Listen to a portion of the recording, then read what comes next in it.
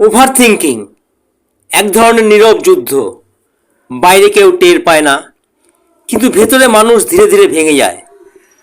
ছোট একটা কথা থেকেও তুমি নিজের মাথায় বড় একটা সমস্যা বানিয়ে ফেলো। কারো রিপ্লাই একটু দেরি হলেই মনে হয় সে কি রেগে গেল, একটা শব্দ ভুল হলেই মনে হয় আমি কি ভুল করে ফেললাম। সারাদিন যা ঘটে রাত্রে তা হাজার গুণ বড় হয়ে ফিরে আসে। চোখ বন্ধ করলেই মনের ভেতর যেন অনবরত চলতে থাকে পুরনো কথা, অসমাপ্ত ভয়, অকারণ দুশ্চিন্তার ঢেউ।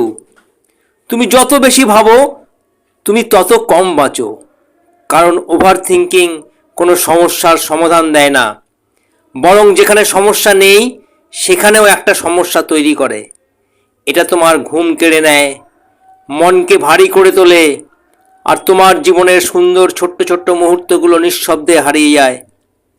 যদি কখনো মনে হয় নিজেই নিজের মাথার ভেতর আটকে যাচ্ছ, তখন থামো, গভীর শ্বাস নাও, নিজেকে মনে করিয়ে দাও সব ভাবনা সত্যি হয় না। আজ থেকে চেষ্টা করো কম ভাবতে আর একটু বেশি বাঁচতে।